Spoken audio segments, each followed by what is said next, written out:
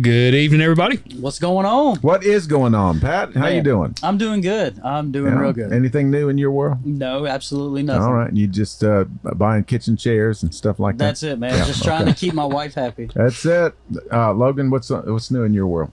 Man, that's about it. This sweet corn's ready to pick, so I'm going to be picking sweet corn again. Y'all, don't let Logan lie to you. Me and Peter showed up tonight. We saw a trampoline out in the yard. We knew we was out there practicing I was turning flips from when they walked up. I had to get off real quick. Well, you know, the Olympic trials are happening right now. So I was hoping to get to those. Absolutely.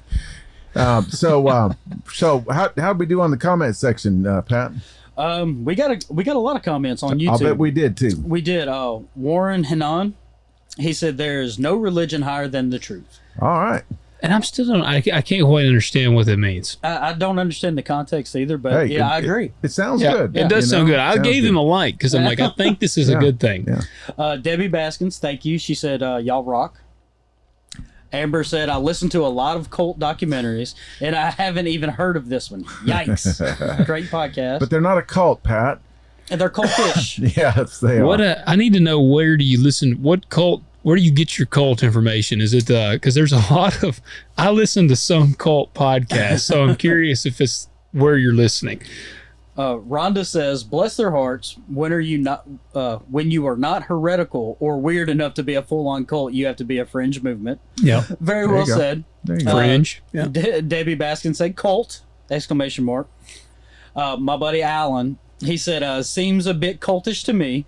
Pat, so many great memories of Michael rushed back to me when you said unbelievable, made me laugh out loud.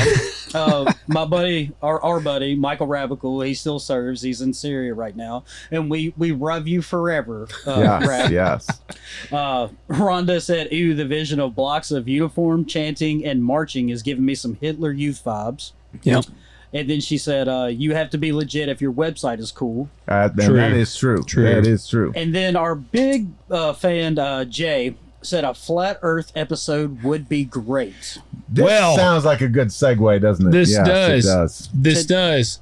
But before we get started on our primary topic tonight, I want you to, those folks that are watching on YouTube, there's a oblong, oval, black button that says subscribe on it. And the one that looks like this. Yeah, do that one too. But especially subscribe. We've just stalled out on subscribers. Yep. And so if you've been enjoying these, even if you're watching this on Facebook, go over to YouTube and subscribe. Even if you're never going to watch it on YouTube, we need those numbers to come up a little bit. And if you want to go above and beyond, send the podcast, send the YouTube link, the Spotify link, whatever, to a friend or a family member. Yes, share that podcast. Yeah. It's good. It'll be good for them. You'll see. And do the ratings and the reviews. That was the other thing. Yeah. Because and we got a few new ratings and reviews, and that was phenomenal. We just we need about 20 more in the next 2 weeks. Yeah, honestly. Yeah, or 2,000. That would help us. Yeah. If we got 2,000 in the next 2 weeks, we'd have Joe Rogan come on the show. Yeah, we would, and we would convert him to Christianity. We would be trending. Here's the deal: the more you guys share it with other people, the more elaborate we can get here, and the more people we can reach and talk to. That's it. We will have an alien in studio. That's it. Yes. Me and Logan will personally go hunt it. That's right. That's right. It really helps us to get some momentum stay at Peter's house. Yeah, that's right. Yeah.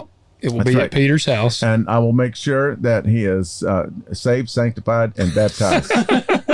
So yes. Yeah. So what are we talking about tonight? We're talking about, I have a question for you. Okay. What do you call a blonde skeleton in a closet? I don't know. 1969 hide and seek champion.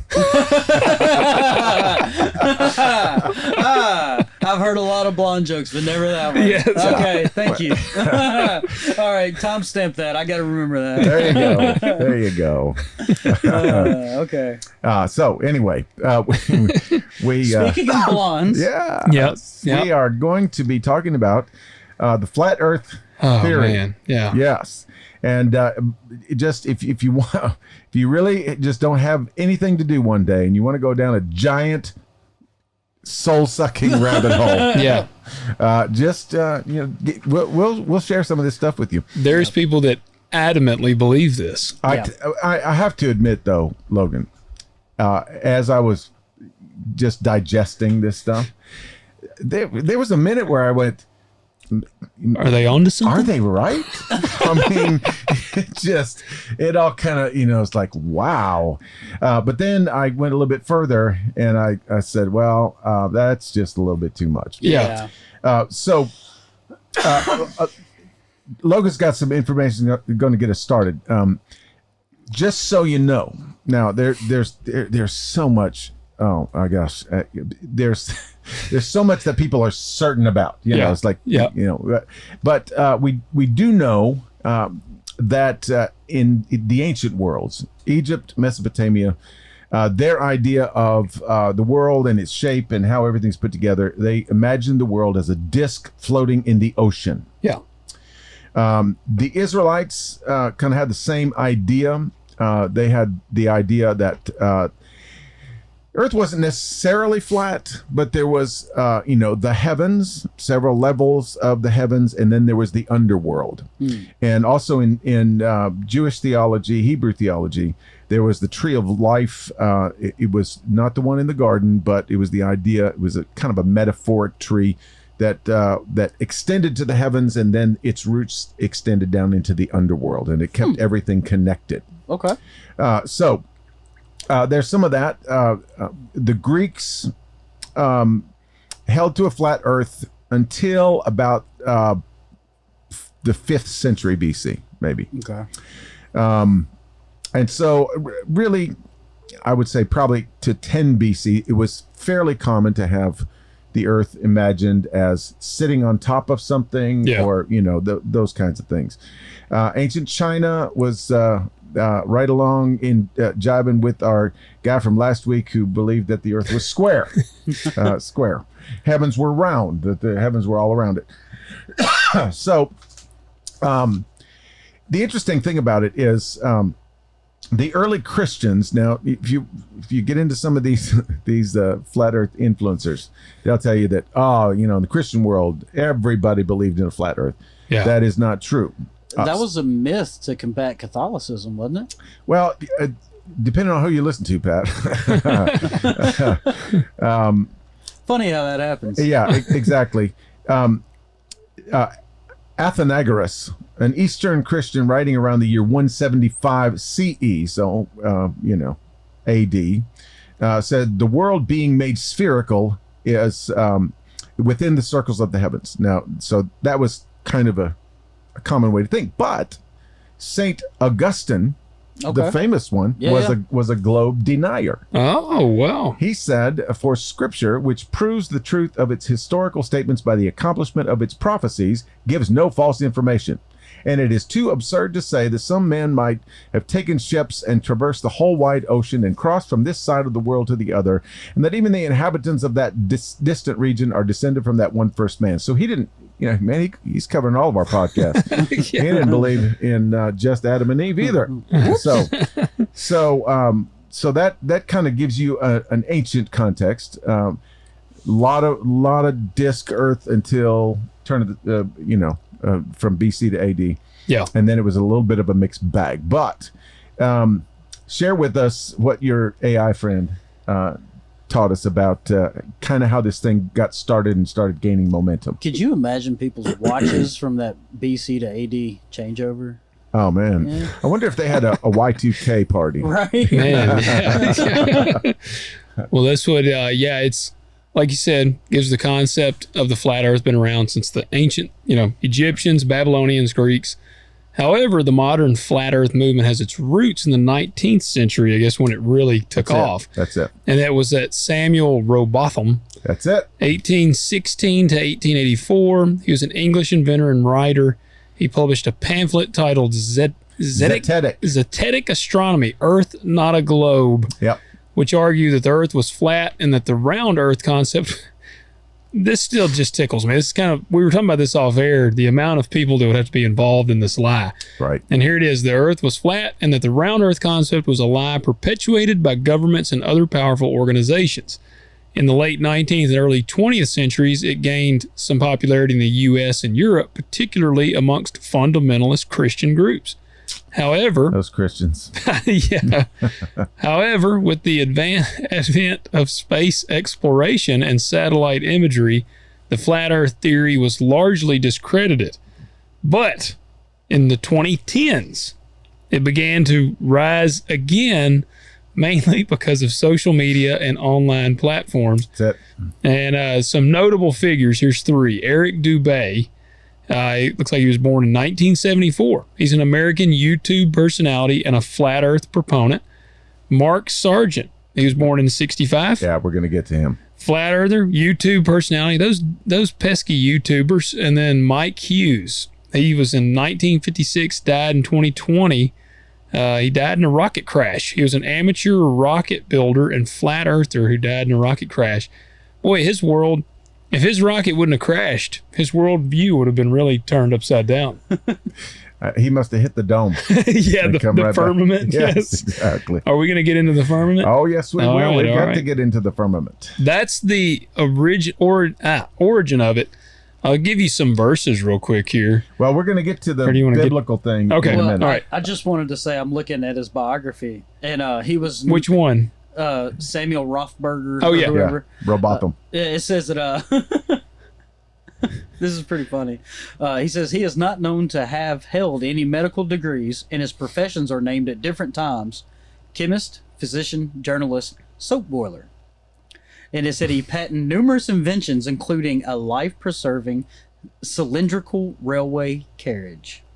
Somebody had no degrees? Is that what it's saying? Yeah. Yeah. Yeah. So it sounds like none of his inventions took off either. Well, it's interesting though, because he wrote this, and this is a famous book, Zetetic Astronomy. There's 221 pages. It was published as a pamphlet early on. That's a long pamphlet. It's a long pamphlet. I read a lot of it. Really? It's hard to read. There are mathematical equations, and there's geometry and trigonometry in there. It's well put together, but man, he goes hard after this stuff. Is it on Audible? Can I listen to the audio book? If you dare. It probably is, honestly. But it sort of laid the foundation for this whole thing. He was known to do many experiments. Okay. He was using telescopes, because, and we'll get to this when we get to the biblical side of things too. But the idea is there you go. You can listen to it. Oh, well, no, he did have one invention that took off. Really? Yeah, the flat Earth. Yes, the flat Earth. That was it. But Wow. His most famous experiment was he tested the curvatures of water over a long drainage ditch. Okay. And so he was saying, okay, so water doesn't curve. Water just stays flat. And so if the Earth was curved, then the water would just go somewhere else. Yeah. Yeah. And so that was his main deal. He also wrote another pamphlet called The Inconsistency of Modern Astronomy and Its Opposition to the Scripture. So he was a Christian. Absolutely. Yep, he sure was. And then there was another man. His last name is Carpenter. I can't actually read his first name. But Do you think Jesus, when he got to heaven, was like, look out the window right there, buddy? No, he said, well done, my good and faithful servant. It was you got it right. Yes. It was William Carpenter. William, okay. Published Theoretical Astronomy Examined and Exposed, Proving the Earth Not a Globe, 1864. 8 parts, too. Yeah, it was, yeah. And then a woman, after Robotham's death, Lady Elizabeth Blunt, created the Universal Zetetic Society in 1893 in England. She created a journal called Earth Not a Globe Review. And they were passionate about this. They really were. Yeah. She held that the Bible was the unquestionable authority on the natural world, and argued that one could not be a Christian and believe the Earth is a globe. That's what I've heard. Yep.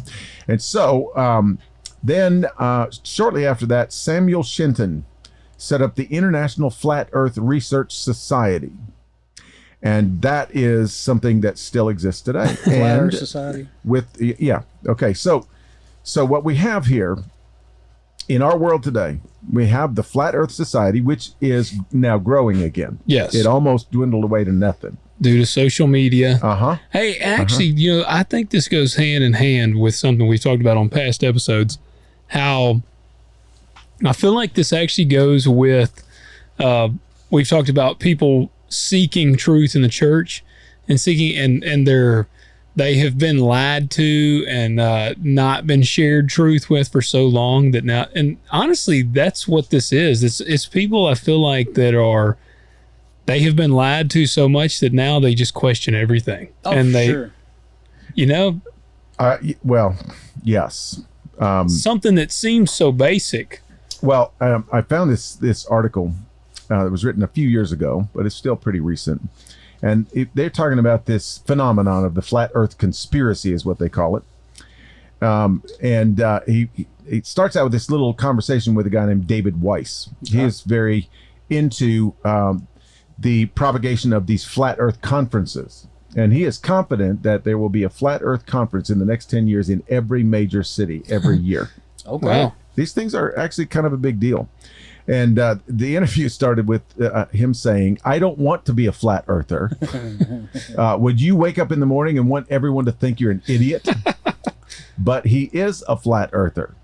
And it says, ever since he tried and failed to find proof of the Earth's curve for 4 years ago, he's believed with an evident passion that our planet is both flat and stationary and has turned his world upside down.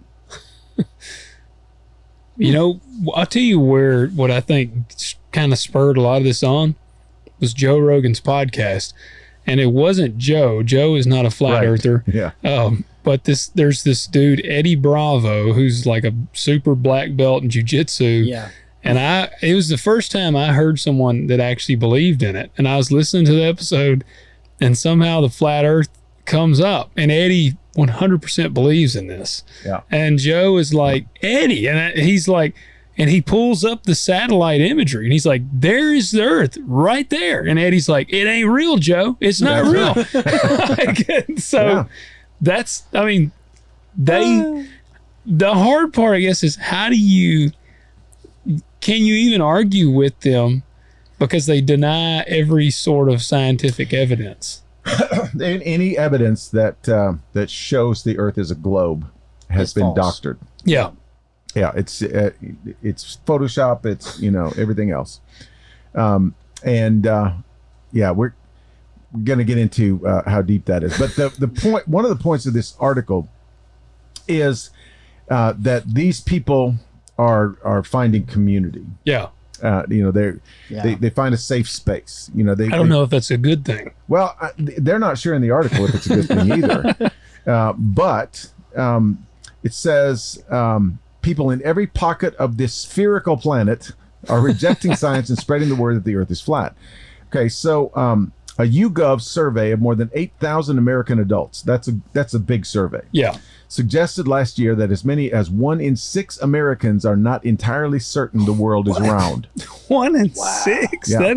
That's a large statistic for that. Yeah. 2019 survey of more than 2,000 Brazilian adults indicated that 7% of people in that country reject the concept that the world is a globe.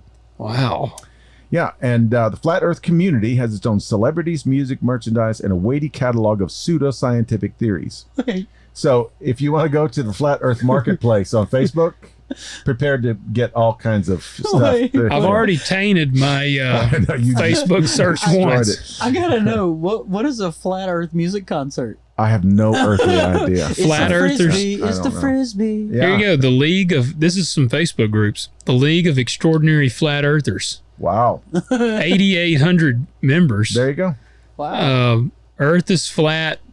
Vaccines don't work. Nobody went to the moon. Chemtrails are everywhere. Climate change is a joke. That's the point they're making in the article too. Is one thing, like Flat Earth is a gateway. Yeah, yes. That's something we were talking about before the show started. Is not everyone who believes that we didn't go to the moon is a flat earther, but every flat earther believes we didn't go to the moon. That's exactly right. And I think flat earthers are like ground zero for conspiracy theories. Yes. So this has been the subject of a Netflix documentary and has been endorsed by figures including the rapper B.O.B. You know who that is? Yeah, Bob. Yeah. I don't think I do. I'm not real keen on the rap. He did that airplane song with Hayley Williams. I don't know who Hayley Williams is. She's the chick from Paramore, lead singer. Oh, okay. That's who he is right there. Gotcha. Yeah. He looks young. He's very young. That's the guy right there. And it says that rapper B.O.B. thinks the earth is flat and has photographs to prove it. All right, Bob. How about this? Every picture's flat.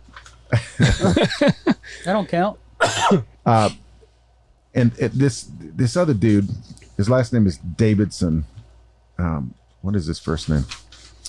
Robbie Davidson founded the Dallas Flat Earth Conference. It says, when he first heard that people really do believe in a flat earth, I just laughed and said they've got to be the stupidest people ever. Who in their right mind could believe something so dumb? So he used to be smart. A couple of years later, Davidson was setting up the first international flat earth conference.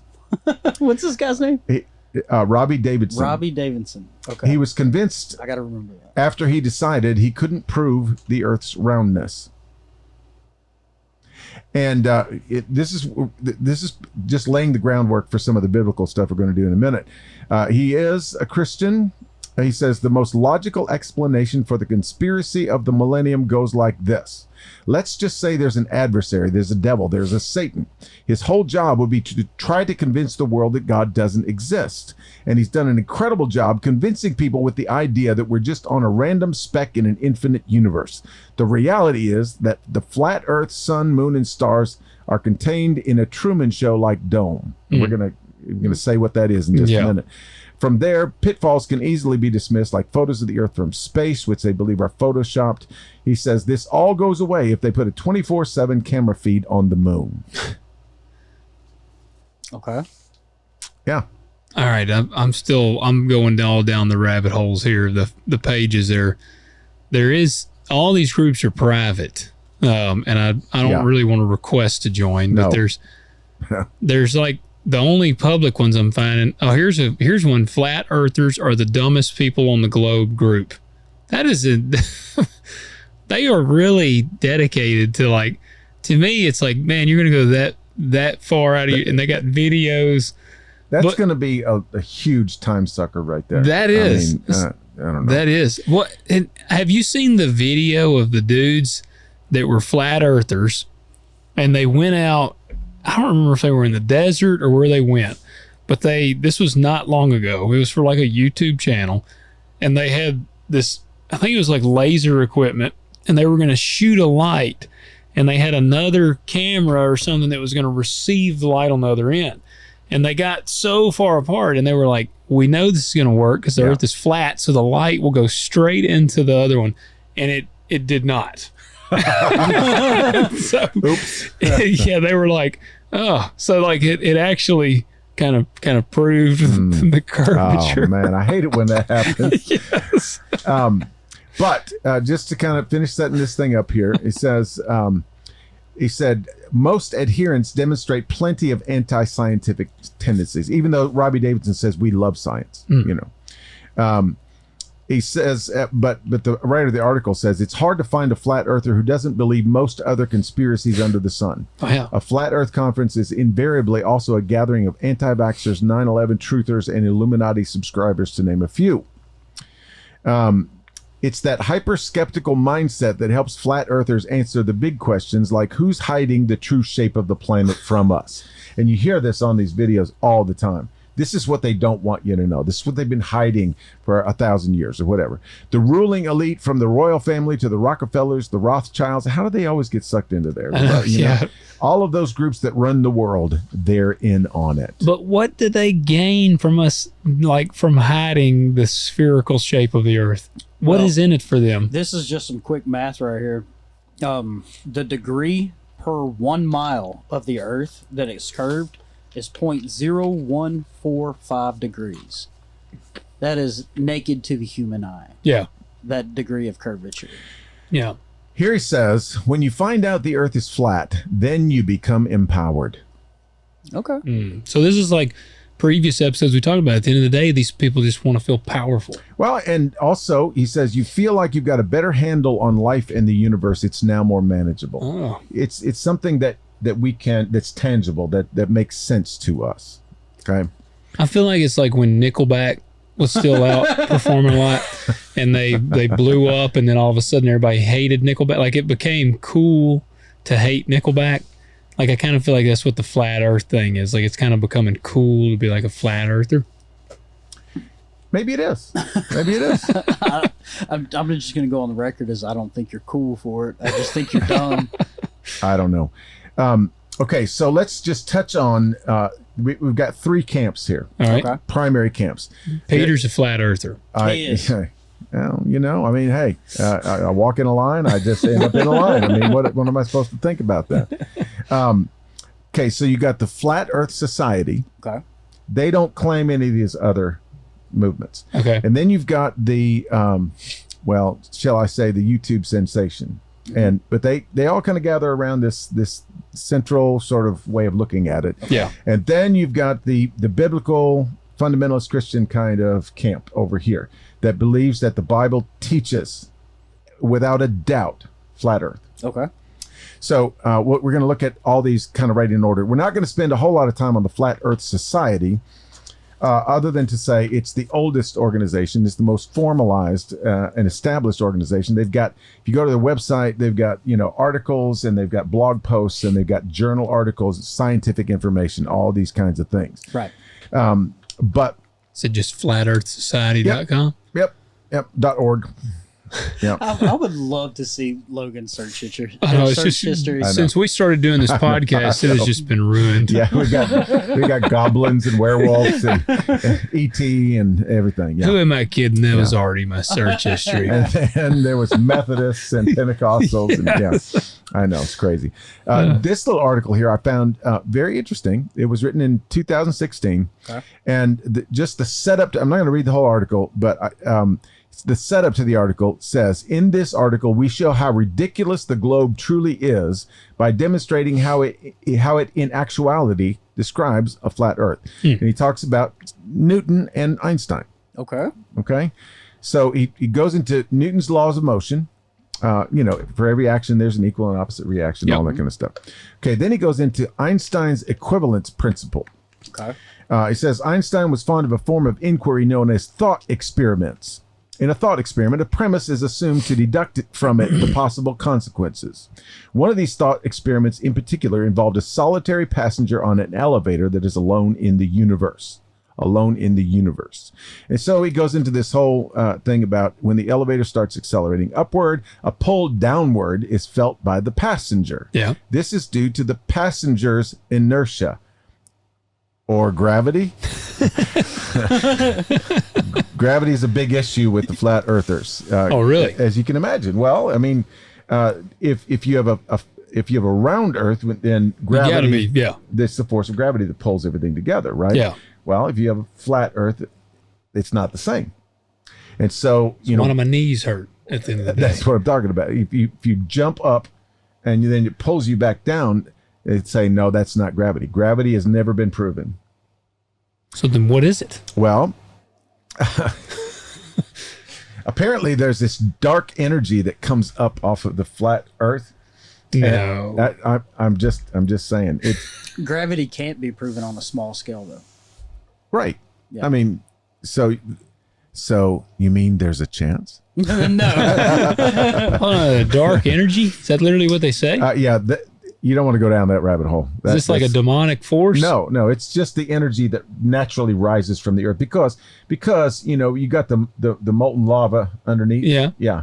So it kind of yeah. Boy, that goes even more than I was expecting. I know. I will say their website sucks. This is one boring website. Terribly boring. They don't even really believe what they're saying. With the Hebrew Israelites. Israel United in Christ people. If their website looked like the Hebrew Israelites, I would become a flat earther. I know. Yeah. At least I'd shop at their store. That's right. Yeah. This is terrible. I know. So it says, recall that a body at rest tends to stay at rest. Okay, that's Newton.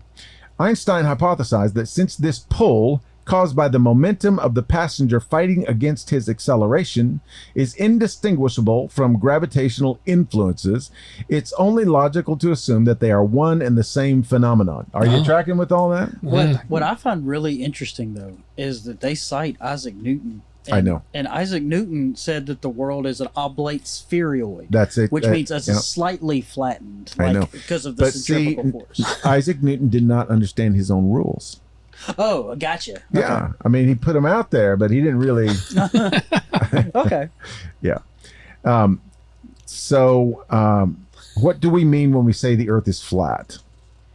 Obviously, he's not saying it's a pancake. There's mountains and valleys, and geography and topography, and all the geographies are in there. What we do say is that it can be transversed via a straight line through space. All such traversals are straight or can be seen as straight. It can be said to satisfy this if it can be shown parallel to another straight line in space along all such traversals. And he goes into the Ferrari effect, and that's not the car; it's the guy's name who did this. So he gets all of this straight line stuff. Anyway, so he doesn't believe like on one side of this pancake is us, and then on the other side is China. Like he thinks it's like basically just spread out. So I wanted to start with that because there are some basic sort of principles that you kind of have to abide by if you're going to be a flat earther. Okay. So the idea is, now when you look at a flat earth map, you see the North Pole in the center, and then you see all the continents around it. And the South Pole surrounds it, correct? Yes. Antarctica is all around. Okay. That's what keeps everything in. The ice shelves, right? Yeah, it's the ice mountains. It's like the barrier. Yeah, so down here at the bottom of the globe, there's Antarctica. Yeah. That's not the way it is. And Logan. so that's why no one can go to Antarctica, right? No, we're going to get into that. Okay. Oh my gosh, are we going to get into that? So, oh man, I know I'm just made of questions. Okay, I am too. But then we'll get. What happens then is the heavens are a dome, and the Bible guy says it's a molten glass dome. Okay. And the stars and the moon and all the celestial bodies are attached to the inside of this dome. And then, of course, God said, "Heaven is my throne, earth is my footstool." So God's throne sits on top of the dome. Gotcha. So we're in a giant terrarium. Basically, is the way that works. Yeah. Yeah. And he even used one example of his friend when he was in elementary school built a terrarium, put a little bit of water in there and everything. He said everything is flourishing to this day. He hasn't touched it or opened it one time. Yeah. So that proves it. Oh, okay. Yeah. See, dome, and they call that dome the firmament. Yeah. That's the firmament because it has the word firm in it. I have had people reference the firmament to me on different times before. Seattle doesn't play in a dome. That's why they just lost. What was the final score? 5-1. God almighty. It's a bloodbath. They should have played in a dome. I am a flat baseball team believer. You're still in second place. At least we scored one. Whatever. Oh, pray for me, please. Pray for me. That's a crazy map. I know. This is the flat Earth map. Yeah. So just so you know. And isn't that the one that says to travel east is like clockwise and travel west is counterclockwise? Oh yeah. Now we'll get to this now. So that's how you keep from going off the side. That's it. That's exactly it. It's Antarctica. And so all of the celestial bodies, the stars are attached to the inside, and the sun travels in a circle. The Earth is immovable; it's stationary. Sun travels in a circle. I knew we were special. The moon is transparent; it's just a light coming from somewhere. Okay. Yeah. And so, like, if I look through a telescope and I see the moon, but I can see the craters and stuff, what am I seeing? You're not seeing what you think you're seeing. Okay, so the sun goes in a circle around us. And so the sun goes around the ice part, but yet it's the coldest. Yeah. Okay, tracking. And that's why if you're in China, the sun comes here, and all of a sudden it looks really big right here, and then it goes away. It's close to the right there. That's all it. right. See? So is the tip right there just super hot as hell? Maybe. We need to go there and ask them. Yeah. Let's go to Argentina. Yeah. So I wanted to put a button on the Flat Earth Society. I wanted to read this little poem to you. Oh, they got poetry. Yeah, I may not read the whole thing. It's kind of long, but that is a long poem. There's some fun stuff in here. Robert Frost. This is Lady Blunt. Oh, okay. Okay. It's like the Blunt. Yeah, Robert Frost would be in Antarctica. It says, a liberty great I beg leave to take. In a question or two I would humbly make. Though scientists laugh, they may have to quake, for they cannot stand questions at all. That the earth is a globe, all these learned folks say, a tearing and spinning through space far away, at hundreds of thousands of miles in a day, like a bright and big shining ball. But pray, will you tell me how aeronauts see, at high elevations as high as can be, a wide concave surface which proves, sir, to me, that the earth is not like a ball? Now scientists think it is the greatest assumption for any to have the audacity with mere common sense or ordinary gumption to question their science at all. And it goes on, but tell us, dear scientist, if you are right, how is it old sailors have got such clear sight to pierce beyond your curvature quite some hundreds of feet, less or more? Should you ask for a proof of what I have said, you will find that Cape Hatteras, so I have read, at a distance of 40 miles off far ahead, can be seen oftentimes to the shore. And there, verse after verse after verse, and we get toward the end, and it kind of ends a little bit humorously here. It says... I'm not going to read that one. It says, the law of the Lord is reliable, sure. The Creator's description is perfect and pure. And the word of our God shall forever endure, while the wisdom of worldlings shall fall. And heavens above, saith the Lord Most High, the earth is beneath the grand dome of the sky, and under the earth is the water. Then why believe in the infidels' ball? The infidels. Those infidels. I know. And by the way, rapper B.O.B., Bobby Ray Simmons Jr., is now the newest member of the Flat Earth Society. Oh, man. Well, welcome aboard. They let him in. Did he write a remix? Could be. Could very well be. And then they have their frequently asked questions section here. And, sweet. Yeah.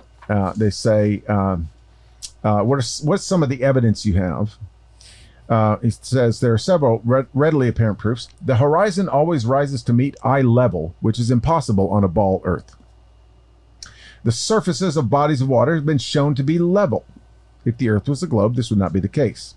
There is no visible curvature to the horizon, even from airplanes. We don't even have a full shot of the Earth rotating from space. One almost has to ask, is there any real evidence that the Earth is a globe? And they direct you to their library. What about pictures from space?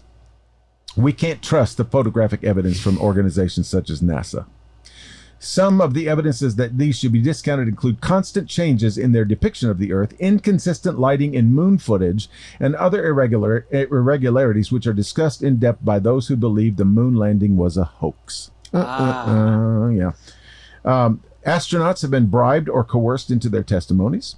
Some have been fooled or were mistaken, and they admitted it. They really landed in Texas at night. Yeah, that's it. Okay, here's your question, Logan. Why would people lie about the shape of the Earth? Okay, 3 common explanations. Okay. 1, to maintain legitimacy. During the Cold War, we faked the moon landing. Shortly after, they realized the reason they could not reach the moon was due to the flatness of the Earth and the firmament. Which is very firm. They were stuck in a lie and had to continue it or lose legitimacy of our governments. Even today, we would still hold on to this lie due to the role science plays in our ruling government. Second reason they lie, to hide the truth of the Bible. And the third is to gain power and money. By siphoning off the space budgets and denying the world the resources of the Antarctic, they gain a considerable amount of power and wealth. Okay. So there you go. Those are the lamest reasons.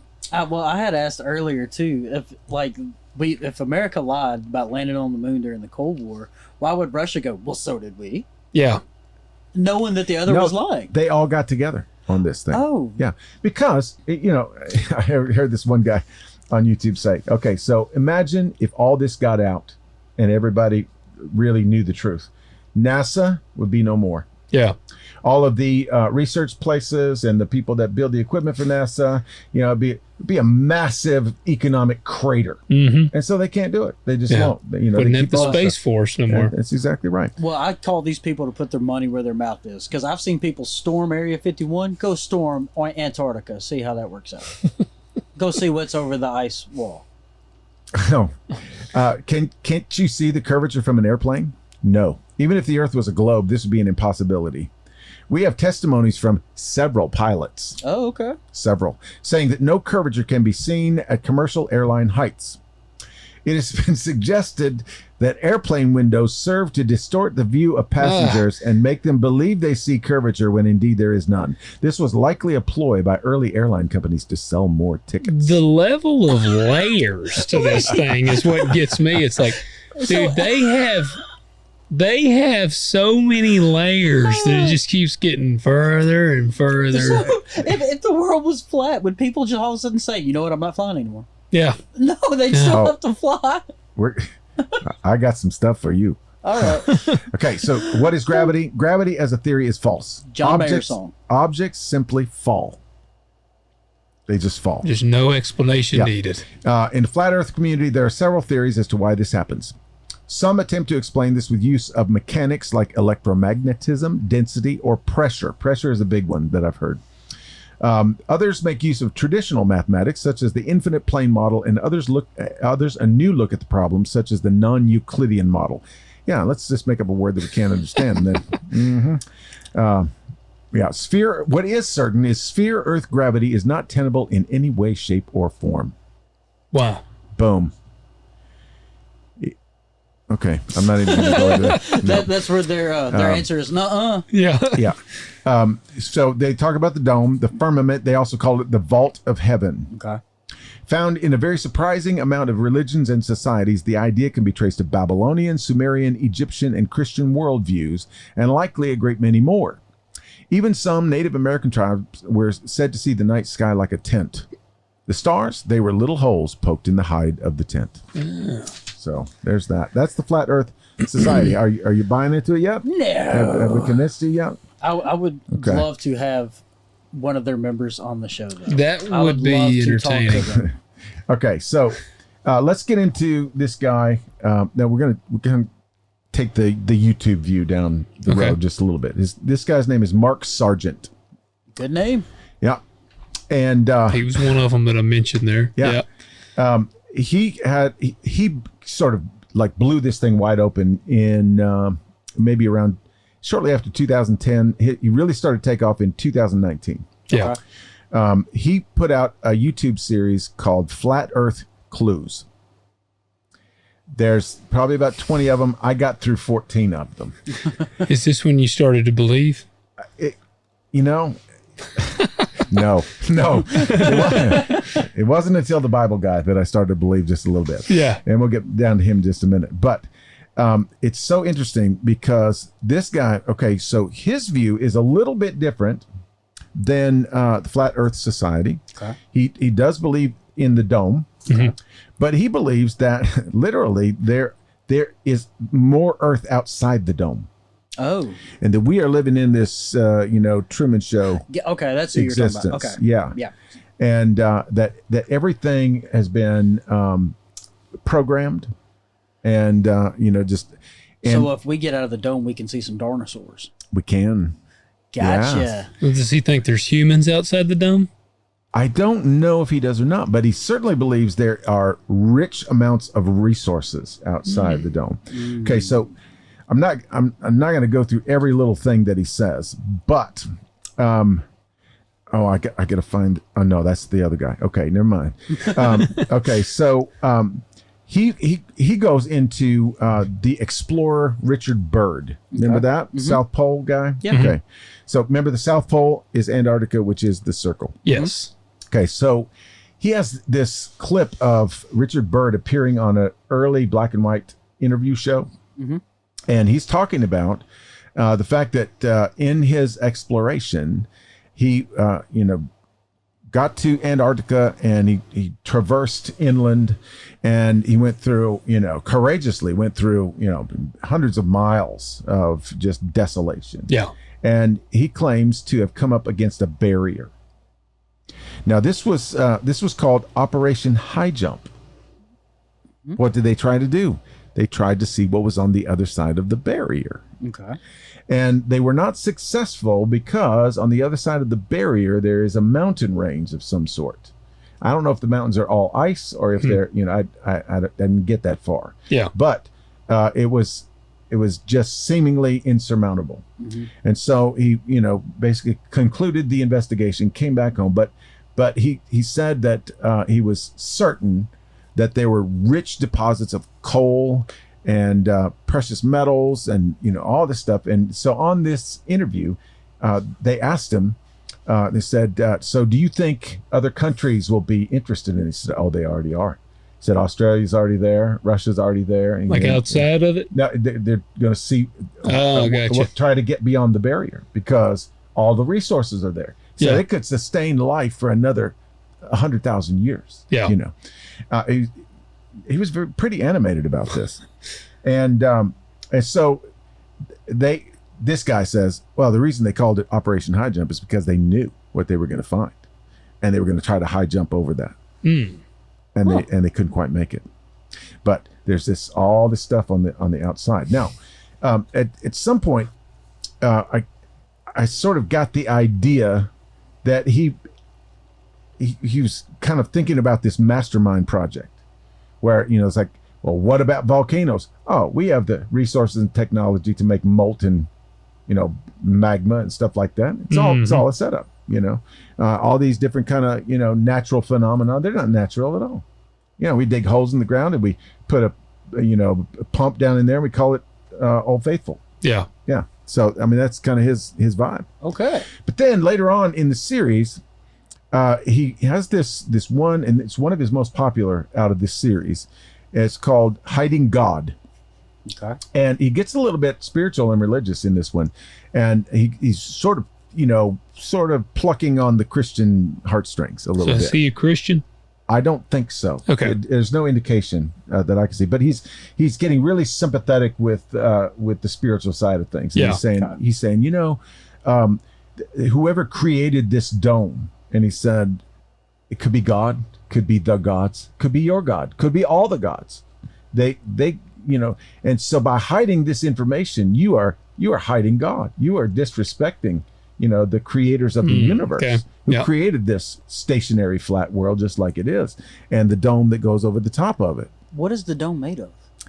Well, it depends on who you ask, but apparently at one point, one of these Antarctica explorers brought back some sort of blue ice rock. It didn't melt, but it was they chipped it away, and it was of some substance that was kind of pliable. It wasn't like super rigid. And they claim that's part of it. They found the firmament. Yeah. Huh. And so do the people. So an atheist could not be a flat earther. Sure could. Yeah, absolutely. Yeah, you just believe the science of it. Okay. Yeah. All right. You just change your paradigm, your way of thinking. The sun goes around the earth like this, and seasons change when the sun decides to go in a figure eight. It's just all that kind of stuff. Well, this makes sense too. It's they've proven the earth is flat. It's just no one's made it back because they made it over the edge and they just kept going. Yeah, they fell off the edge.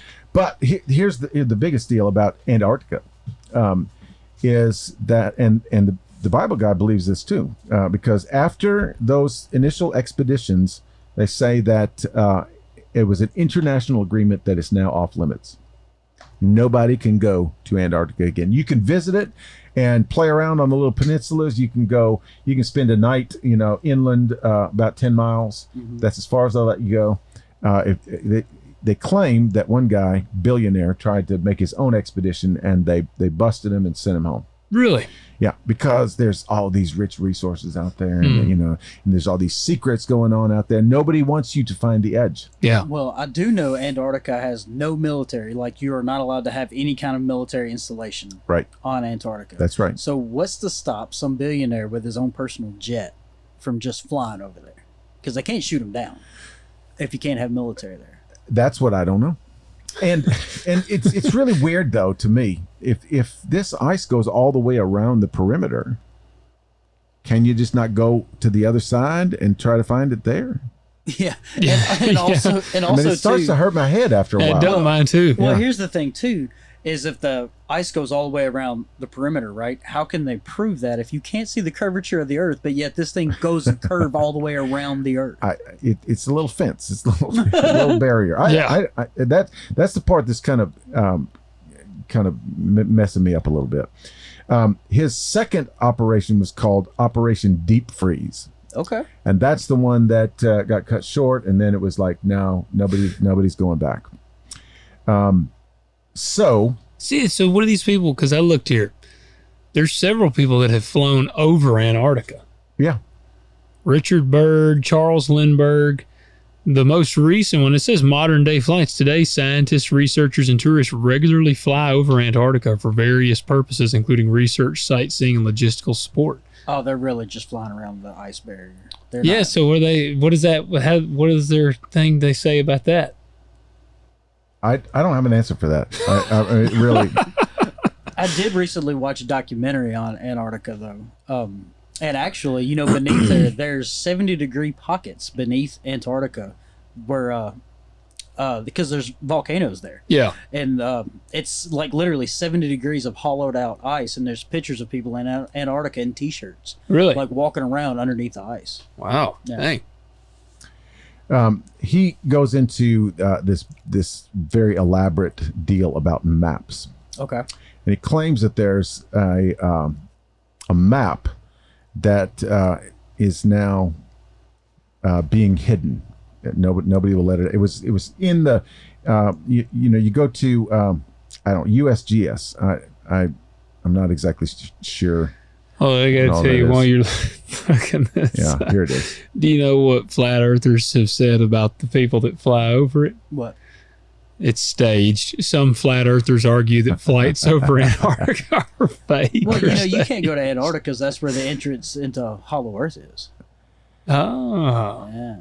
Yeah. So everything that goes against them is fake. Yeah. Well, here's the map. Okay. I see the ice. You see the ice all around. Yeah. That's the way it's all laid out there. And he said that map was in the regular book of maps produced by U.S. Global Society, whatever this is. Okay. And they took it out.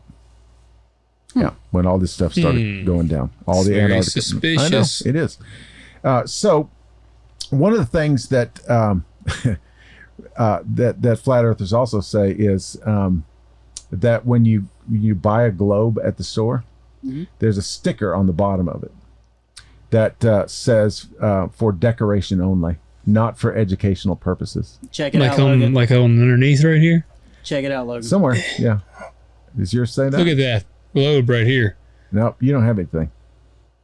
Wait a minute.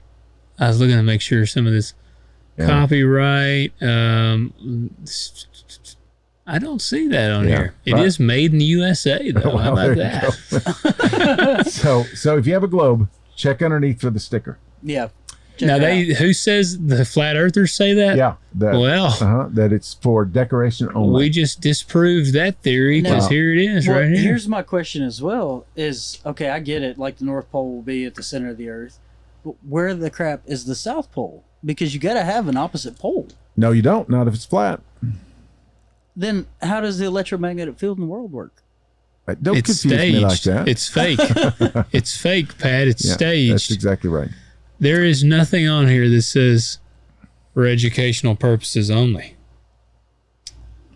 Well, in your face. See, you must have used that globe so often. It's just worn. It just fell off. Yeah, exactly. Yeah, you see the spider webs on there tell you how. and it wasn't gravity that pulled it to the floor. That's right. It just fell. It just fell. Yep, exactly. Okay, so that's interesting. So that's flat Earth. That is this guy's got so much more stuff. I'm trying to think. Have you ever seen a movie called Dark City? That sounds really familiar to me. Yeah. Or a movie called The Village. I've seen The Village. Yeah. Is that Joaquin? No, that's Nicole. Yeah, he's in it. Joaquin isn't. But doesn't it have Nicole Kidman in it too? It may. Where they made this pioneer village, and it's like actually in modern day, but they've made them all live that way. Yeah. Yep. He says that's what this is.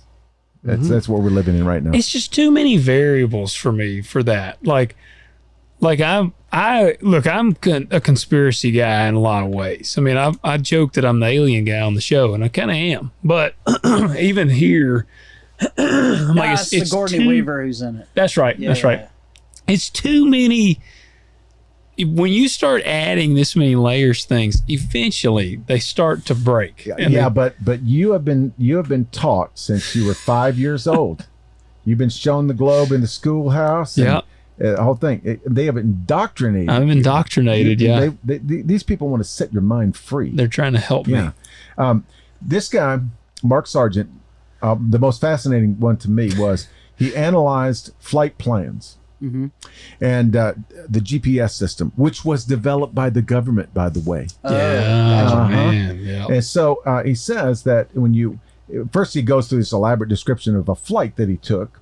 He said you cannot take a non-stop flight anywhere in what they called the southern hemisphere. He said, I got on this plane and I expected I would show up here, but no, we had to have a 3-hour layover over here. And another 2-hour, it was 20 hours, 17 hours of flying to get from this point to this point because, and then he goes into this GPS thing and he says, he got on like the global GPS site for flight plans or something like this. He says when a plane takes off and they're going somewhere in or through or around the southern hemisphere, they get to a certain point and the GPS drops off. It's as if the flight doesn't exist. And then once they get back into a particular area, it jumps back on again. He says, look at it on any given day. The people flying over the ocean in the northern hemisphere all day long, there's just crisscrossing everywhere. Nothing down here, nothing. Because all the people live in the northern hemisphere. I mean, okay. Get technical. Fine. If you want to be technical. It's like 100% of shark attacks happen in water. Yeah. Really? Okay. Who'd have thought of that? So he says, if you want to get the truth out, go to one of your government officials and say, check your GPS and explain to me why it drops off at a certain point. Because if your family was on that plane, you would want to know where they are. Yeah. All right, dang it, Logan. Let's write our congressman. So anyway, that was his deal, and man, he's got. Has he written his congressman or? I really don't know. He hasn't said. Yeah. I feel like this dude probably has. He probably has. Yeah. Or at least he will say on YouTube that he has. Yes. And he'll probably say that they threaten to lock him up or something. He probably gets done shooting his video and he's like, man, the people that are going to believe this. You might be right. He's like, I just picked up 2 new sponsors on this video. I know. Oh, you think about it, because we talk about people hitting like and subscribe on this show. If you say something crazy and people will share it like wildfire and stuff, the algorithms love it. So YouTube loves it, so they'll pump it out. I'm going to tell you guys something that's going to offend a lot of people, but stupid sells. It does. Look at the Macarena. All right? Like, stupid music sells. Did you have to bring that up? Yes. Stupid sells. If I were to tell you that Jesus' middle name was Michael and I can prove it, I would have 3 million views on YouTube today. I have a story about that because... when I was in the music business, from like 91 till 2002. Okay? Yeah. So during that time, Achy Breaky Heart. Yeah. Oh gosh. Remember that? Billy Ray Cyrus. Yeah. Gosh. Yeah. And I was playing country music since Little Nas X. Absolutely. I was playing at the time in 1995 with Terry McBride and the Ride. Oh yeah. Okay. Good old Texas boys, and they used to laugh because two reasons. Because their song "Sacred Ground" knocked "Achy Breaky Heart" out of the #1 spot. Nice. Yeah. So they always had that going. But they had a road manager, tour manager, rode the bus with us, everything else like that. He left Terry to go work for Billy Ray. Oh, wow. Kind of a step up, for him. Yeah. But it was funny because Terry came back on the bus one night laughing like crazy. He said, I can't remember the guy's name. I just saw it so-and-so. We were playing this big stadium. And so every artist, of course, We didn't have to have an escort, but all the big ones, they had a little escort people. Yeah. And of course, Billy Ray was the headliner. He was super huge at the time. And so, so all of these escorts, police and everything, security around him. And here's our former tour manager, and he's wrapped Billy Ray's ponytail around his hand so that none of the girls will pull on it. Wow. And so it's like, man, you graduated from our road manager to Billy Ray's ponytail holder. Talking about riding someone's coattails. Oh, Yeah. Wow. He laughed about that for a long time. Keep people from pulling. So the moral of that is you're saying the Achy Breaky Heart is a very stupid song. I also know the story behind that song too. And honestly, the original title of that song was Achin' Breakin' Heart. But when Billy got a hold of it with his Kentucky mush mouth, he started singing it, Achy Breaky Heart. He wasn't really trying to sing it that way, but it turned into that, and somebody liked it, and that's the way they kept it. Okay. So, all right. There you go. Miley's dad. So if any of y'all want to make money, remember Stupid Selves. Yeah, it does. Just screw up the lyrics. Yeah. But that's what I'm saying. Like, some of these guys, and I have no doubt that some of these people believe it. But for sure. But there's also a part of me that's like, some of these people probably are like, hey, I've got a YouTube channel that I make $5,000 a month off of these videos, so I'm just going to keep on doing them. Keep on making them. I can prove Stupid Selves. The same people who make Joe Biden t-shirts make Trump t-shirts. Yeah, of course they do. They know people. People are dedicated to a belief, no matter how dumb it is. No, they don't care either way. Okay, so now we're going to get into the biblical side of things. Okay. All right. I got a few verses too. I'm curious. I got some too, and we're going to look at one figure in particular that you probably should check him out. It's kind of a lot of fun. I got to find this other article. This Hugh Ross is an astrophysicist, and he's well known, and he has an organization called Reasons to Believe. Yeah, we've talked about him. We sure have. Men. Yeah. And so he said, "Don't tell me he's a flat earther." No, he's not. Oh, okay. But here's this other article that I love. This actually was written as a April Fool article, but actually he lays out why people believe the Bible teaches. Okay. So he says, this is by Hugh. No, this is by a guy named Ray Burns. Okay. And it was actually, it wasn't. It's an organization or a blog called Onward in the Faith. Gotcha. Okay. So he says, it's a historical fact that the Bible and the culture around it rarely get along. As morals fail, the Bible stands firm. As the church makes compromises, the Bible remains uncompromised. And today, Christians face the decision of whether they will let secular science give us truth or whether we will submit to what is clearly taught in the Bible. Clearly. Specifically, many Christians are letting atheists fool them into believing the earth is a sphere, despite what's clearly taught in the Bible. So, clearly. Okay, clearly. Here's some of the main talking points that the biblical flat earthers will go to.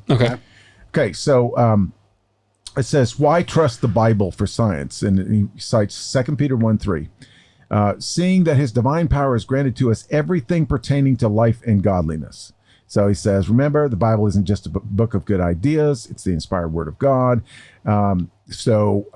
Since science is a functional part of our lives, we are clearly meant to use the Bible to understand the world God has created. Clearly. Some would say Bible was never meant to be a science textbook.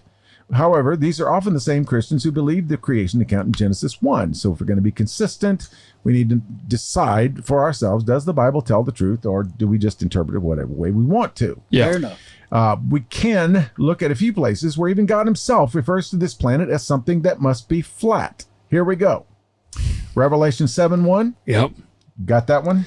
What does it say? And after these things, I saw 4 angels standing on the 4 corners of the earth. The 4 corners of the earth. Okay. Holding back the 4 winds of the earth. If ever the Bible is clear about something, having John literally describe the earth's shape should remove all doubt. You got Isaiah 40:22 on there? Yes, we do. But first, we're going to go to Isaiah 11:12. And he will lift up a standard for the nations and assemble the banished ones of Israel, and will gather the dispersed of Judah from the four corners of the earth. Those corners. You got your New Testament, you got your Old Testament, okay? Now, Isaiah 40:22. It is he that sitteth upon the circle of the earth. Circle of the earth, not the sphere. Yep. Okay. Go ahead.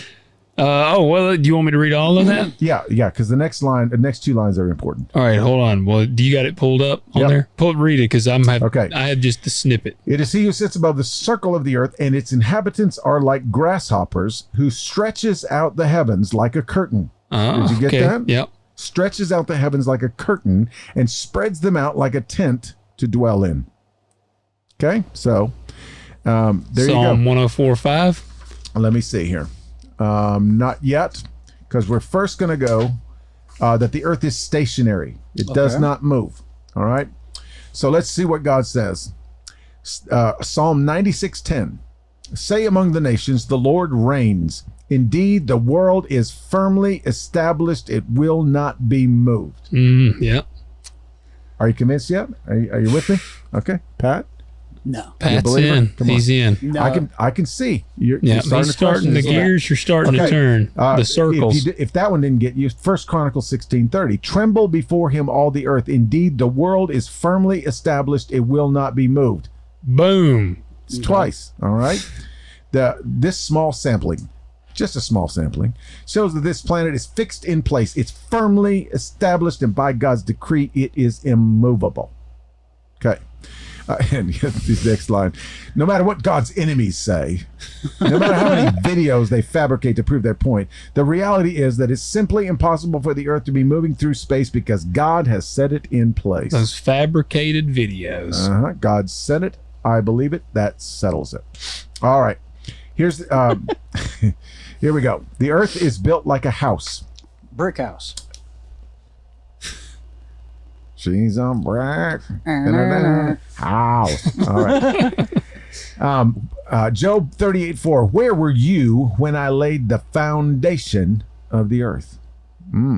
Okay. One of the most amazing things about the book of Job is that we get incredible insight into how God works.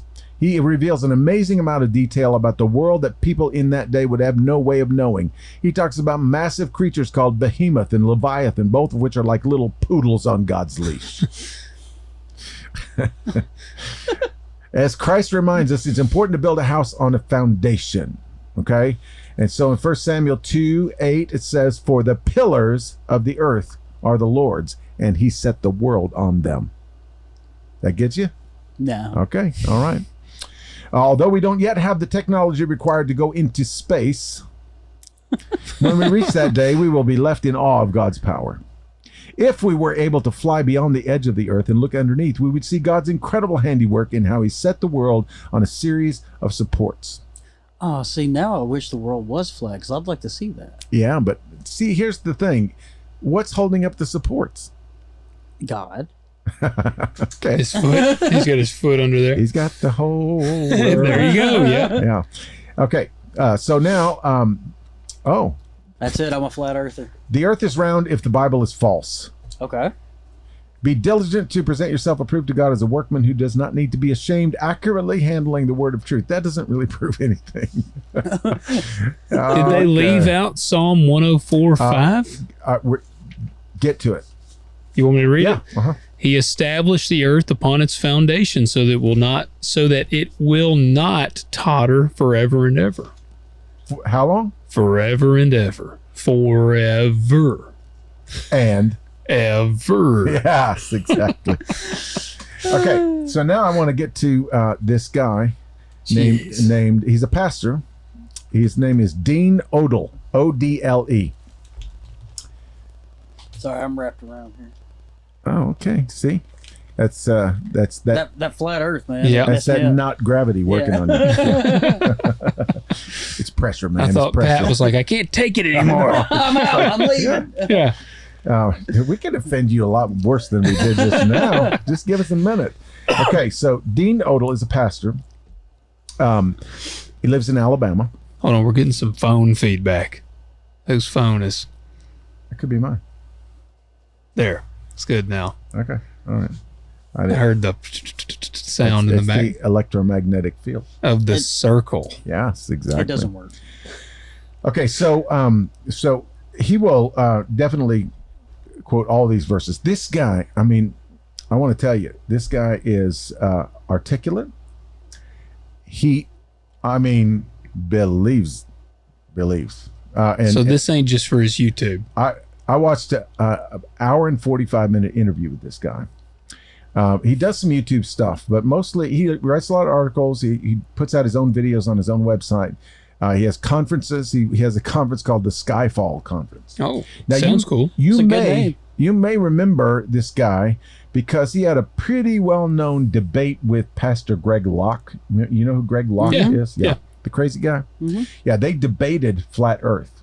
Okay. And it was a disaster. Is Greg a flat earther too? No. He was on the non-flat Earth side. Okay. And Dean Odell was on the flat Earth side. Mm-hmm. And he invited him up to his church in Mount Juliet to have a debate. Okay. And it ended up by Dean Odell throwing the microphone down and walking out, and Greg Locke saying, "You can't leave. I'm throwing you out." I think I've seen that on YouTube. Uh-huh. Is it on YouTube? Yeah. Oh, yeah. All right, it was everywhere for like a week. I was going to say, I'm 90% sure I saw that on YouTube. And I will say, I would gladly believe Dean Odell before I would believe that Greg Locke said. But, I forgot. Sorry, Greg. I know he watches this show. That's true. Yeah. You don't want to hurt his feelings. Yeah. I love you, brother. All right. Anyway, no, this guy, I mean, he has researched. Mm-hmm. I mean, you can hardly believe. And he's got. I can hardly believe. I mean, he's got government documents. He's got, you name it. He's got it all. An hour and 45 minutes on 1.5 speed just wore my brain out. Yeah. But he basically says kind of the same thing. He's the dome guy. You know, it's all of the verses about the firmament and everything else like that. And we're gonna read some of those. Pat, get Isaiah 24:18. Isaiah 24:18. Yeah. Get Isaiah 13:13. Okay. I'm going to get, these are just a few firmament verses. I'm going to get Psalm. You said 24:18? Yep. Okay. Psalm 18. And I got to go way back then. This is, okay. Psalm 18. Okay. Go ahead and read yours, Pat. All right. Psalm 24:18. Yep. Then it will be that he who flees the report of disaster will fall into the pit, and he who climbs out of the pit will be caught in the snare. I don't know what that is. For the windows above are opened, and the foundations of the earth shake. Ah, wow, there you go. There we got more foundation. Okay. Isaiah 13:13, what does it say? Therefore I will make the heavens tremble, and the earth will be shaken from its place at the fury of the Lord of hosts in the day of his burning anger. Okay, this is, that is the foundations of the earth stuff. Okay, I'm looking for the firmament stuff. And I thought that was like in Genesis or something. Well, there are some in Genesis, yeah. Well, maybe it doesn't have the firmament stuff in here. Anyway, let's look at some other verses. How about Job 26:10, Pat? All right, 26:10. Yeah. By the way, the word earth in Hebrew is eris. Yes. And that means land. Yes, it does. Uh-huh. And Job what? I'm sorry. Job, this is about day and night. Job 26:10. 26:10. Okay. He has inscribed a circle on the surface of the waters at the boundary of light and darkness. Ascribed a what? A circle. A circle. Mm-hmm. And so the boundary of light and darkness. So how do we get day and night? The equator. It's a circle. It's a circle. Well, maybe so. Okay, how about Genesis 1:14 through 19? All right, Genesis 1. Yeah, just read a little bit of it. 1:14, we'll see how far we need to go. All right, then God said, "Let there be lights in the expanse of the heavens to separate the day from night, and let them be for signs and for seasons, for days and years. Let them be for lights in the expanse of the heavens to give light on the earth." And it was so. God made the two great lights, the greater light to govern the day and the lesser light to govern the night. He made the stars also, and he placed them in the expanse of the heavens to give light on earth. Place them. Now, that word expanse, they'll say, is the word vault. Okay. So it's the firmament, the vault of heaven. It's the dome. He placed them. Okay. You know, it's like when you put stickers on things. Yeah. Yeah, he just placed them, just like that. Also, Psalm 19:1, the heavens declare the glory of God, and the firmament showeth his handiwork. Mm-hmm. Okay. Ezekiel 10:1. Get that one. Then I look, and behold, in the expanse that was over the heads of the cherubim, something like a sapphire stone, in appearance resembling a throne, appeared above them. Okay, and so here we go. We have it. That word is firmament in different translations. So I looked, and behold, in the firmament that was above the head of the cherubims. This is where he gets the idea that God's throne is on top of the firmament, the molten glass dome. Yeah. And it says it appeared like a sapphire. What color is sapphire? Blue. Blue. I was going to say, I don't know. What color is the sky? Blue. Whoa. All right, so this word for firmament is rakia. Yeah. It's extended surface, solid. Expanse, firmament. Solid. Expanse, flat as base, support. Firmament, vault of heaven supporting waters above. Considered by Hebrews as solid and supporting waters above. There you go. See, I'm telling you. There you go. And he says that he also subscribes to the Antarctica, South Pole. You know, it's the fence. border. Yep. Mm-hmm. And he talks about weather patterns and how clouds form, and that all of our rain and cloud systems originate in Antarctica, and they come up from there. And the reason is because it's all ice, and then underneath the earth is the molten. Yeah. So it heats it up, sends it across.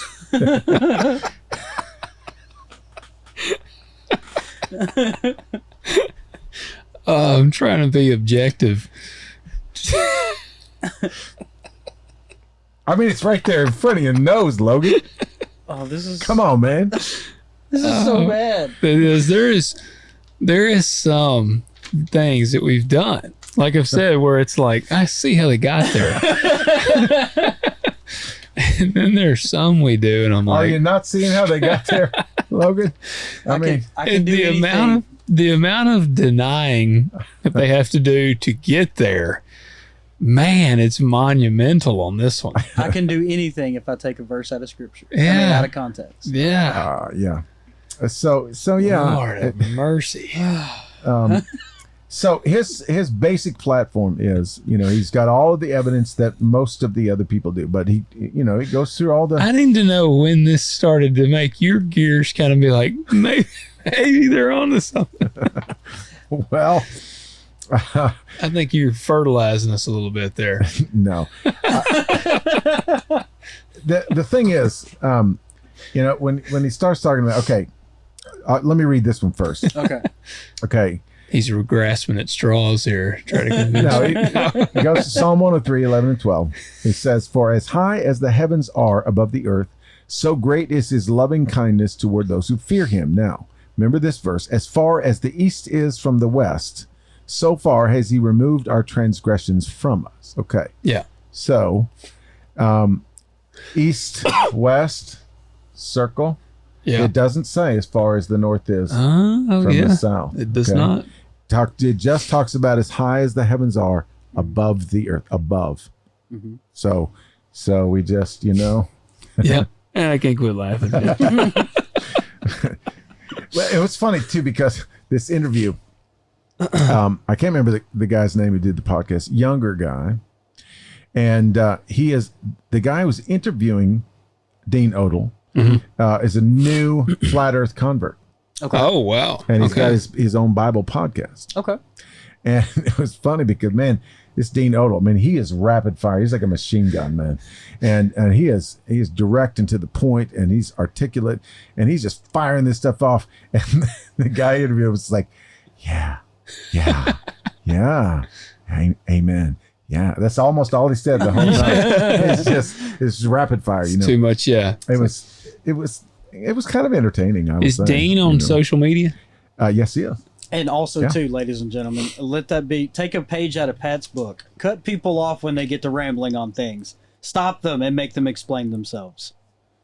Like now? Yeah. How do you Explain yourself, Pat. Is that him?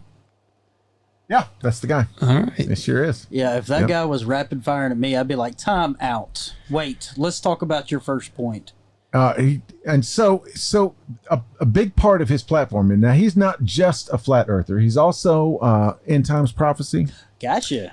He's also signs and wonders and speaking in tongues and healing services and all those kinds of things. Yeah. The interesting thing about that, though, is he is not antiquated in his theology about end times events and the work of the Holy Spirit and all these kinds of things. He's actually much more in line with a lot of the scholarship that we've been talking about and we've been following. And so it's like, how did you get all the way up here on he's not a dispensationalist, which is, think Pentecostal pastor from Alabama is bound to be a, pre-trib rapture guy. So he ran for governor in Alabama. So you're telling me he's good with scripture, he's just bad with shapes. Well, this is the whole thing is he is so passionate about this. Mm-hmm. And I mean, just full disclosure, I believe the world is round. But I'm going like, man, this guy makes a good case. I mean he really does. So did Hitler. I know. I mean, we have to bring up Hitler at least once, right? Yeah, once every episode. That's our stamp of disapproval. Yes, I know. There is this thing called the Hitler defense. Like, you can be a really, really terrible person. You don't even have to explain it. I know I use it. yeah. At least I'm not as bad as Hitler. Yes. Yeah. Right. Yeah. Yep. So anyway, but a big part of his platform is going back to the idea that this whole globe thing was a big cover up for all the reasons that the flat Earth people claim. It's a money thing. It's also a protection thing and a power thing. But he says that it's all a big deception plan by Satan. Oh, okay. Yeah. So you just got to be serious. Well, he said, there you go. His most recent post, the Antarctic ice wall. There it is. 150 feet tall, 50,000 miles around. Average temperature is minus 57 degrees Fahrenheit. And he's got a picture of it. Yep. Yeah. Is that what it looks like? Definitely not AI generated. How does he know this picture is not fake?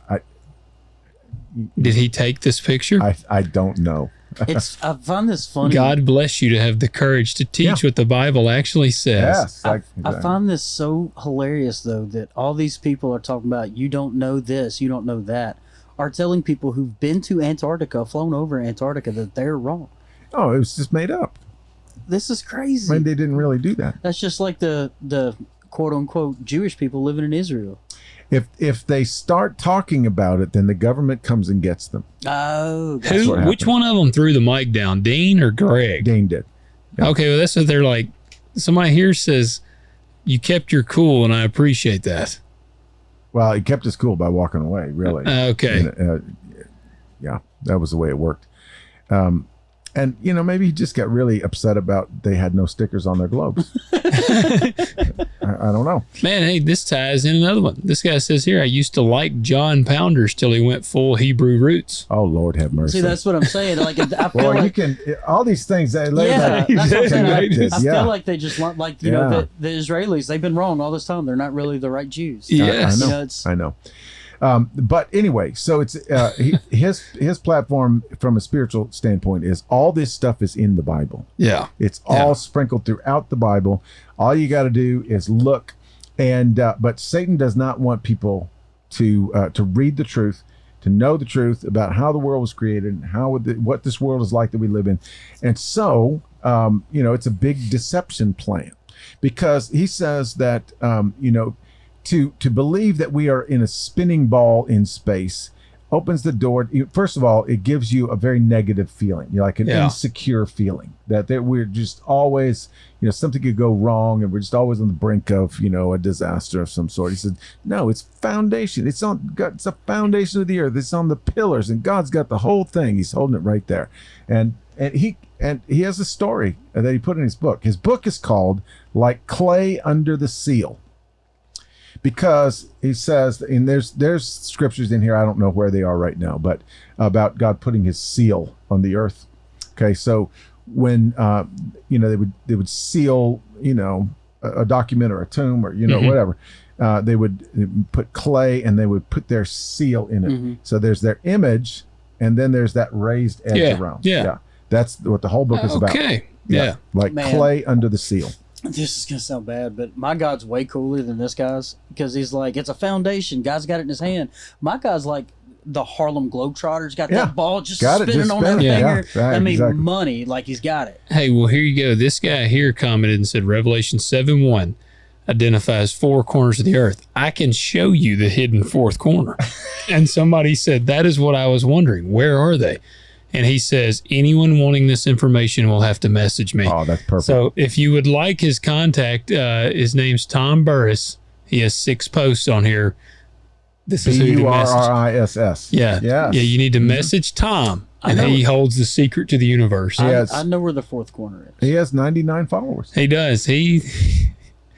Sorry, Tom. But yeah, 99 followers on 6 posts is... That's pretty good. Yeah, that is a good average. I bet he has pictures of like the hidden corner. He probably does. His account is private. Okay. So anyway, but he says, he wants to hide the beauty of creation from people. He's got this story in his book about this, what he calls a hardcore atheist. Okay.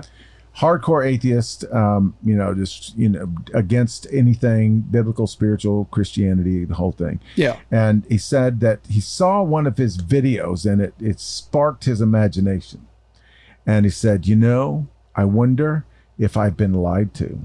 And if I've been lied to about this, what else have I been lied to about? And he said he started reading his Bible, and then this guy was in Sweden. And all of a sudden, he said, I just started to see things all differently. He ended up becoming a believer, and he said, I can't find a Bible-believing, Bible-teaching church in Sweden, so I'm flying to Alabama. Will you baptize me there? Wow. And he did. Wow. So there's no good churches in Sweden? No.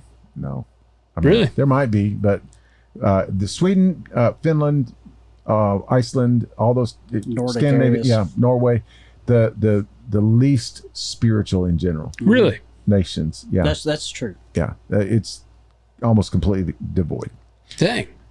Lots of empty, ornate church buildings in those countries. But anyway, so flat Earth is bringing people to Jesus. Didn't you know that? God can do good works through all things. Yeah, I guess so. Anyway, and he gets into the whole gravity thing and the map thing. He says that the roots of the idea that the Earth is a globe comes from Freemasonry. Should have known. You can't rely on anything you get for free. I need that expensive masonry. Yeah. I really expected, controversy with the moon and all that. But this gravity thing, that is one of their big sticking points, isn't it? Yes, it is. It is. I did not expect to have to argue for gravity. So, don't try to fly too high. That's right. You'll bump into the firmament. Elon Musk has made a lot of money fooling people. Man, you should hear this guy go on about Elon Musk. Oh, he's the Antichrist, ain't he? He might be. He's part of the whole conspiracy thing. He's part of the whole cover-up. Yeah. He wants you to think that he's cool and that he's, all this stuff, but he's really pulling the wool over our eyes. Mm-hmm. Yeah. So anyway, that's the basics. Well, we could venture out into all kind of more territory, but I may not have the emotional stability to do that. Yeah, no, I don't. No. Yeah. So, if you're like us, you're probably a little bit exhausted by now. Yeah. So, anything trip you trigger about that, Logan? No, I'm wholeheartedly not a flat earther, I can say. Are you going to infiltrate the Flat Earth Conference in Dallas this year? I would not mind. Let's do it. I would not mind. Let's do it. Hey, that a comment below. There you go. Here you go, guys. All right. We're Let's go. spurring Let's you go. on. The mission is taking form. Yeah, Pat and I have been kicking around the idea of infiltrating various cults and different things for the benefit of the show and being able to really share our experiences. Mm-hmm.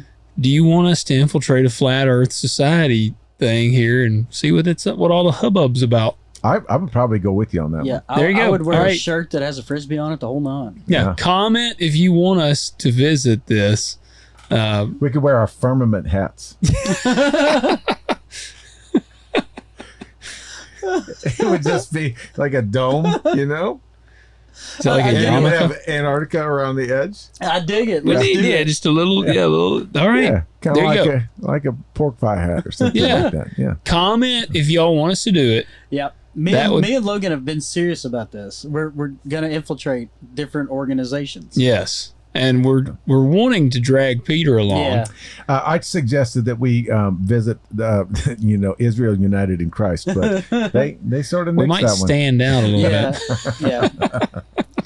The one that sticks out on me, and again, this is just being silly, where the earth is the Lord's footstool. Yeah.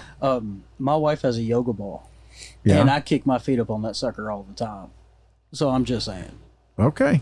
Well, all right. I feel Yeah. like God's a laid back kind of guy, so round, he don't care. Well, but that's why the earth spins, because if the earth is the Lord's footstool, he just gives it a kick every now Yeah. and then, just Keeps kinda, it up to speed. Yeah. Uh-huh. Yeah. Yep. Sees it slowing down a little bit. He's like, come on, guys. Speed her up a let's little go. Yeah. Yeah, it's interesting. Too many variables to deny Yeah, for well, that one for me.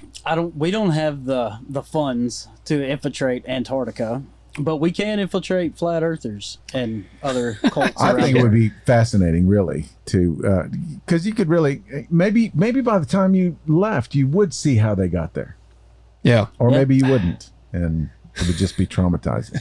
I don't know. What about you, Pat? Man, you'd have to. Well, I'm down to go, but y'all have to bring bail money. Yeah. Yeah. Or one of those little jackets that ties in the back. Yeah. Yeah. Yeah. Yeah. So, any observations, any feedback, anything trip you triggered there, Pat? No, all of it.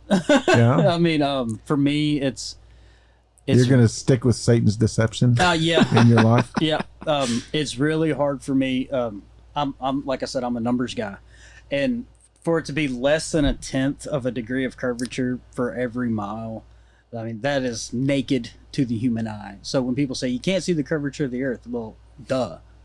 Like But, the flat earth people, they were mathing like crazy. yeah, but 2 + 2 doesn't equal 5. What about Zetetic astronomy? He was mathing in that book. Yeah, but he said 3 + 1 is 4, Yeah, and I'm a maybe. 2 + 2 guy. Oh, okay. Okay. All right.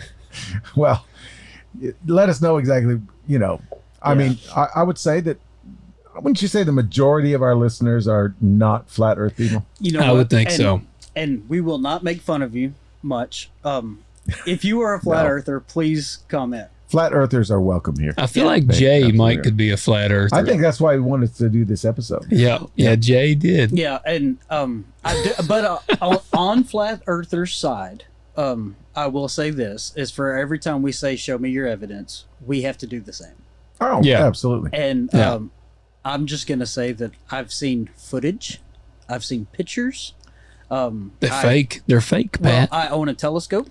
It's fake. Well, maybe It's it, You're been- just looking at the dome, man. Yeah, that's it's it. been AI impregnated. but everything that I have perceived leads me to believe that the world is round. Well, have you ever been deceived by Satan before in your life? Yes. Okay, so how do you know that this could not be another one? Have you been to because the I- moon, Pat? Yes. It's made of cheese. Yes. I've seen Wallace and Gromit when they eat cheese on the moon. Yeah, absolutely. Yeah. But one of the things we're all about here is, we want to bring things out into the light. Yeah. It's so easy. And this is a shared experience by all three of us as we were diving into this. You hear about flat earth and you immediately go, that is the dumbest thing I've ever heard of Yeah. in my life. Yes. Yeah. But then you really dig into it and you and actually you're like, it is the experience. dumbest thing I've Well, ever heard. but now you know why. though. Yes. I mean, But would you say this, Peter? Where they cite scripture, would you say it's an improper? yeah, I'll read you just a couple sentences as we close from Hugh Ross here. It says, Isaiah 11, Revelation 7, all refer to the four corners of the earth. However, even today, astronomers, physicists, educated people around the world recognize and use the four corners of the earth as phenomenological. Whew, that's tough to do at the end of the show. You did good, though. Should have started with that one. Language referring to the most distant parts of Earth from the standpoint of an observer at a specific location on Earth. In other words, that's the way the biblical understanding was. The four corners of the earth were just metaphorical. Yeah. And we know that Revelation especially is an apocalyptic book. Yep. It is poetry, it is imagery, it is symbolism, everything. There's another verse that they use from Daniel. And they talk about a particular passage in Daniel, and the whole point behind that is it's a dream. It's Nebuchadnezzar's dream. Right. Yeah. You can't read something literal into something that is a dream. Yep. So there's all kinds of this stuff. Hence the interpretation.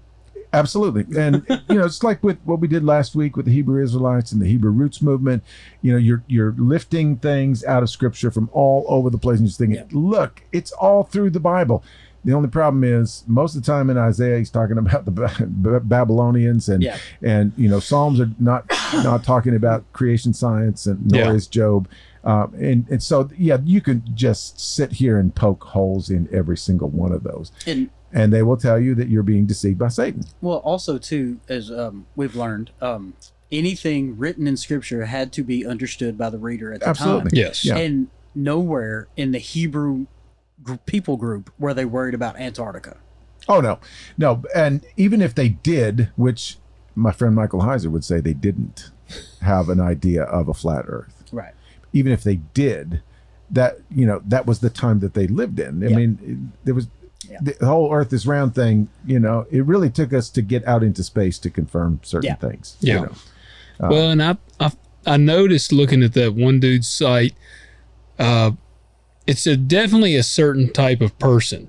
And from just interviews I've listened to with other guys, they question everything. Right. Like that's they're like you said, they're anti-vax, they're anti-this, they're anti-that. Like they don't believe anything. And I would say there's nothing inherently wrong with questioning everything, but don't assume everything is just a lie. Yeah. Well, and what happens is you just take on this suspicious persona. You're suspicious of everything. And there's there's somebody else pulling the strings behind the curtain. Yeah. And so, wouldn't that be the true comfort object though? Is to believe someone's pulling the strings and everything's a conspiracy. That's a comfort object. Here's what it provides for you. It provides certainty. Yeah.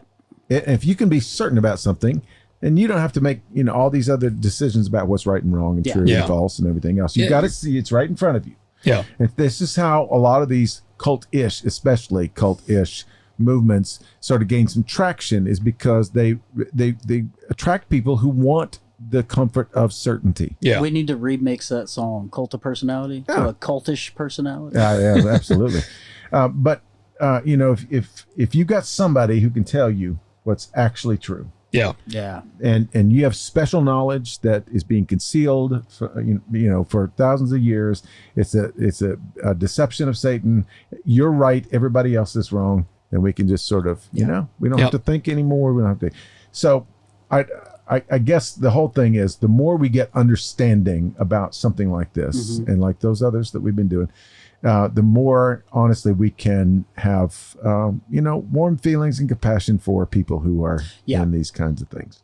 Well, back to the Revelation and apocalypse and everyone forecasting and saying what it is. I like to tell Peter this quite often. 100% of people who have predicted the end of the world have been wrong. Absolutely. So there's a good stat for you. And when Jesus himself says, I don't know the day I'm coming back. Yeah, good luck. Yeah. And who are we to figure it out? Yep. So anyway, that's the whole flat earth thing in a nutshell. Yeah, that could be a whole series. Absolutely. Yeah. But, my brain still hurts from. Yeah, I'm glad that this one's going to be behind us. Yeah, but it's honestly fascinating because it was definitely cool to look into. Absolutely. Yeah. So anyway, take your flat finger, hit the round button. hit the flat surface with the round button, the circle. Yep. Not the sphere. Not the sphere. That's right. And hit the subscribe on the YouTube channel, and follow our page on Facebook, and go to Spotify. Even if you don't listen on Spotify, go to Apple Podcasts or whatever podcast service you use, and give us a 5-star, big old 5-star, and some not kind words and all that stuff. Whatever cult you want us to look into. Yeah. Comment below. Yeah. We're going to get into some controversial Bible stuff, because it's been a little while since we've really dug down in the scripture, and I'm kind of getting antsy. So does the Bible really say that? We're going to do some of that. Yes, we are. And I would like to do that one. Yeah. And we got some kind of tentative big news about some things coming up, and we'll keep you posted on all that stuff. There you go. So we're going to get, and by the way, before we go, I have to tell everybody we've got an email address. All right. Yes, okay. we do. Logan, you can put this in your edit. You can flash this up on the screen, right? Yep. It's REV, REB at hollygrovechurch.com. Rev. One word. At hollygrovechurch, one word. Gotcha. .com. / we rule. So if you want to communicate with us beyond the comment sections, just shoot us an email to that address. It'll come to me, and then eventually, they can add it to theirs as well, and we'll all get them. So you can, if you have really negative things to say, just email instead of and then we will send you a scathing email. But what we'd like to do also in the next month or so, as we get into the fall, we'd like to do a Q&A. We'd like, just random questions about the Bible, about cults, about denominations, about any of the stuff that we've covered, the paranormal, extraterrestrial, all this stuff. If you've got questions about that, they're gonna be like, "What is that? Why do y'all have that weird guy Logan on there?" No, he's just a weird alien guy. If you want to know why Ahu was left-handed, you can ask that question. All right, guys, y'all know what to do. Do the things. Yep. We'll catch you next week. Yep.